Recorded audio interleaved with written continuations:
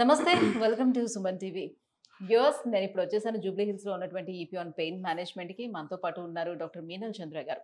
సాధారణంగా విమెన్స్ కి back pain ఎక్కువ కంప్లైంట్ చేస్తూ ఉంటారు. అందులో కూడా పోస్ట్ ప్రెగ్నెన్సీ తర్వాత విమెన్స్ లోని బాడీలోని చాలా రకాల మార్పులు చోటు చేసుకుంటూ ఉంటాయి. సో అందులో భాగంగానే ఎక్కువ మంది బ్యాక్ పెయిన్ వస్తుందని కంప్లైంట్ చేస్తూ ఉంటారు. నార్మల్ డెలివరీ అయినా కూడా సిజేరియన్ అయినా కూడా సాధారణంగా ఈ బ్యాక్ పెయిన్ అనేది వస్తుంటుంది. సో ఇందులో ఉన్నటువంటి మిత్స్ ఏంటి, ఫ్యాక్ట్స్ ఏంటి, చాలామంది చాలా రకాల డౌట్స్ కూడా ఉన్నాయి. ఎలా వస్తుంది ఈ పెయిన్ అనే దానిపైన, అండ్ దీనికి ట్రీట్మెంట్, ఎలాంటి ట్రీట్మెంట్ అందుబాటులో ఉంది, పూర్తిగా ఈ బాధ నుంచి బయటపడే అవకాశం ఎంతవరకు ఉంది, ఈ విషయాలన్నీ మేడం అడిగి తెలుసుకుందాం. Hello ma'am. నమస్తే ma'am, so back pain, so post pregnancy తర్వాత ఈవెన్ సిజేరియన్ అయినా కూడా, నార్మల్ డెలివరీ అయినా కూడా వాళ్ళు బ్యాక్ పెయిన్ ఎక్కువగా కంప్లైంట్ చేస్తూ ఉంటారు లేడీస్. సో సాధారణంగా సిజేరియన్ అయితే ఏంటంటే అక్కడ ఇంజెక్షన్స్ ఇస్తారు కాబట్టి దానివల్ల బ్యాక్ పెయిన్ వస్తుందని అందరిలో ఉన్నటువంటి ఒక, అది అపోహ కావచ్చు, నిజం కావచ్చు, అది మీరే డిసైడ్ చేయాలి అని అనుకుంటారు. కానీ మీరు నార్మల్ డెలివరీ అయినప్పుడు కూడా ఎందుకు వస్తుంది అని? సో పోస్ట్ ప్రెగ్నెన్సీ తర్వాత సేక్రోయిలియక్ జాయింట్ పెయిన్ చాలా కామన్ గా ఉంది. It is most important cause of pain after pregnancy. So ఏమవుతుంది, డ్యూరింగ్ ప్రెగ్నెన్సీ ఇది పెల్విస్ లో బేబీ అకామిడేట్ అవుతుంది and then baby is delivered కదా. సో అన్ని లిగమెంట్స్ ఎవ్రీథింగ్ గెట్ స్ట్రెచెస్. ఆ ప్రెగ్నెన్సీ తర్వాత it come backs to normal. కొన్ని patients లో it doesn't come back to normal. తర్వాత ఈ జాయింట్ ఉంది, ఇది స్పైన్ ఉంది, ఇది హిప్ ఉంది, మధ్యలో ఒక జాయింట్ ఉంది, సేక్రోఇలియక్ జాయింట్. ఈ జాయింట్ స్ట్రెచ్ అయిన తర్వాత if it is not coming back, చాలా మంది పేషెంట్స్ కి ఈ పక్క స్పెసిఫిక్ గా ఈ పక్క నొప్పి తెలుస్తుంది. కూర్చుని లేసినప్పుడు, కంటిన్యూస్ గా కూర్చున్నప్పుడు, బటక్ దగ్గర నొప్పి, that means it is sacroiliac joint pain. నా దగ్గర చాలా young patients post delivery 6 months తర్వాత, 7 months తర్వాత, or maybe so many patients come after 1-2 years also. So sacroiliac joint నొప్పి మోస్ట్ కామన్లీ పోస్ట్ డెలివరీ. కొన్ని patients maybe after 5 months, 6 months తర్వాత, or sometimes even 2-3 years తర్వాత కూడా they come with this pain. So most common symptoms ఏంటి? Back pain. కూర్చున్నప్పుడు ఎక్కువ అవుతుంది, కూర్చుని లేసినప్పుడు చాలా ఇబ్బంది అవుతుంది, అండ్ వాకింగ్లో మంచిగా they are free to walk. So ఈ టైప్కి నొప్పి ఎగ్జామినేషన్ చేస్తాము. ఎగ్జామినేషన్ తర్వాత చిన్న చిన్న టెస్ట్స్ ఉన్నాయి. ఈ టెస్ట్ చేసిన తర్వాత we come to a diagnosis and sometimes MRI or ఎక్స్రేలో కన్ఫర్మ్ చేస్తాము. సో ఈ సేక్రోఇలియక్ జాయింట్ పెయిన్కి సర్జరీ ఏమీ లేదు. Tablets already they are using, and కొన్ని patients there if they are breastfeeding and all they cannot take tablets కూడా.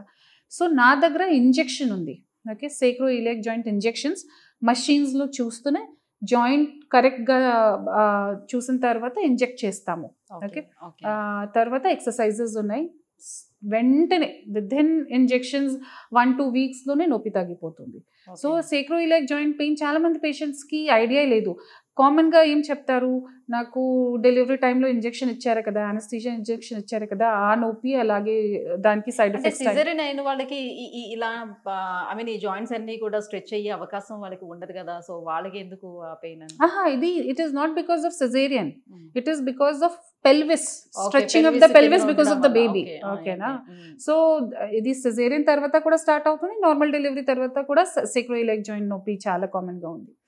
Second, ఇది తర్వాత spine లో లిగమెంట్స్ ఉన్నాయి, సూప్రాస్పైనస్ లిగమెంట్, ఇంటర్స్పైనస్ లిగమెంట్స్. ఈ లిగమెంట్స్ లో స్ట్రెచ్ అయిన తర్వాత కూడా, వాపు ఉంటే తర్వాత కూడా they can feel pain post pregnancy. Okay, and then muscle pain చాలా కామన్ గా ఉంది. యూజువల్ గా muscle pain we ignore, okay, but muscle pain is also one of the very important reason for pain post pregnancy. Okay, andukante they keep on holding the baby, tarvata abnormal position, and their hormonal changes are there, that is they are going through. So all these things, all these factors contribute well, they get back pain. Okay, so పిఆర్పిలో కూడా వాళ్ళకి ఎన్ని sessions ఉండే అవకాశం ఉంటుంది? అది కూడా depend on patient. Patients లో డిపెండ్ అవుతుంది, పేషెంట్ సిమ్టమ్స్ లో డిపెండ్ అవుతుంది, తర్వాత ఎంత డ్యామేజ్ ఉందో లోపల దాంట్లో డిపెండ్ అవుతుంది. సో యూజువల్ గా 1 sitting or maybe in some cases 2 sittings, but 1 or 2 sittings సరిపోతుంది ఉంది జనరల్ గా for sacroiliac joint pain or ligament pain కోసం. 1-2 sittings is more than enough. Okay. దీంతో పాటు కూడా వాళ్ళు ఫిజియోథెరపీ లాంటిది ఏమైనా తీసుకోవాల్సిన ఎక్సర్‌సైజెస్ ఏమైనా చెప్తారా దానికి? తప్పకుండా ఎక్సర్సైజ్ చాలా ఇంపార్టెంట్ ఉంది. నా పెయిన్ మేనేజ్మెంట్లో ఎక్సర్సైజెస్కి role is more than 30-40%. Okay, so ప్రతి కేసెస్లో specific rehab, specific exercises patient condition బట్టి, పేషెంట్కి కెపాసిటీ బట్టి నా టీం చెప్తారు. ఓకే, సో అగైన్ రీహాబ్ ఒక అనదర్ టీమ్ ఉంది నా దగ్గర. సో రీహాబ్ ఇంపార్టెంట్ ఉంది, ఎక్సర్సైజెస్, తర్వాత డైట్ కూడా ఇంపార్టెంట్ ఉంది. Okay, then lifestyle modifications కూడా ఇంపార్టెంట్ ఉంది. మొత్తం కలిపి వి గివ్ గుడ్ రిజల్ట్. సాధారణంగా ఆర్థోపెడిషియన్ దగ్గరికి వెళ్ళేటప్పుడు చాలామంది చెప్పే విషయం ఇలాంటి ప్రాబ్లమ్స్ ఉండేటప్పుడు, లేకపోతే ఎనీ జాయింట్ ప్రాబ్లమ్స్ ఉండేటప్పుడు వెళ్ళేటప్పుడు, సో ఆల్మోస్ట్ మీరు రెస్టింగ్ పొజిషన్లో ఉండాలి, మీరు వాక్ కూడా ఎక్కువగా చేయొద్దు, so any exercises 6 months or 3 months వరకు చేయొద్దు, ట్రీట్మెంట్ కంప్లీట్ అయిపోయేంత వరకు చేయొద్దు, ఇవన్నీ చెప్తూ ఉంటారు.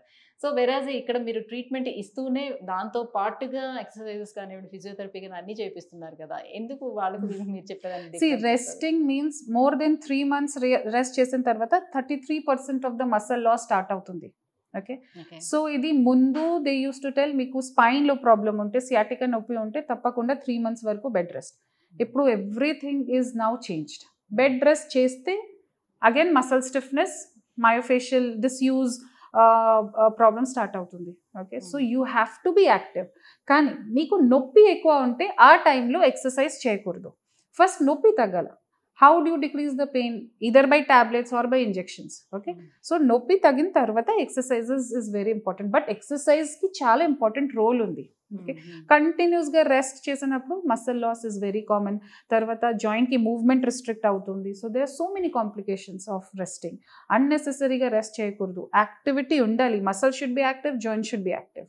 సాక్రోయిలియక్ జాయింట్ పెయిన్ ఉండేవాళ్ళు ఎలాంటి పనులు చేయకూడదు, ఎలాంటి ప్రికాషన్స్ తీసుకోవాల్సిన నెసెసిటీ ఉంటుంది? వెయిట్ లిఫ్టింగ్, కంటిన్యూస్గా బరువు లిఫ్ట్ అవాయిడ్ చేయాలి. తర్వాత కిందికి కూర్చున్నప్పుడు స్క్వాటింగ్ పొజిషన్ అవాయిడ్ చేయాలి. కంటిన్యూస్గా కూర్చోవద్దు, కంటిన్యూస్గా స్టాండింగ్ అవాయిడ్ చేయాలి.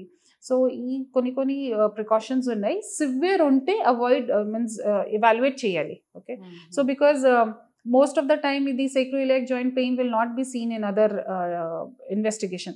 So దాని కోసం స్పెసిఫిక్ టెస్ట్ ఉంది. ఈ స్పెసిఫిక్ టెస్ట్లోనే we identify 90% of the time ఈ స్పెసిఫిక్ టెస్ట్లోనే we identified. కన్ఫర్మేషన్ కోసం if required x-ray or MRI చేస్తాము.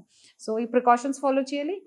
If with pain killers for 2-3 days exercise వల్ల if it is not coming down, తప్పకుండా go to a pain physician and get it evaluated. So ఇలాంటి problems ఉండేటప్పుడు చాలా మంది యోగా చేసుకుంటే cure అవుతుంది అనే ఉద్దేశంతో వెళ్తారు. ట్రీట్మెంట్ ఫినిష్ అయిపోయిన తర్వాత అది స్టార్ట్ చేసుకుంటే బెటరా, లేకపోతే బిఫోర్ ట్రీట్మెంట్ కానీ ట్రీట్మెంట్ జరుగుతున్నప్పుడు కానీ చెయ్యొచ్చు అంటారా?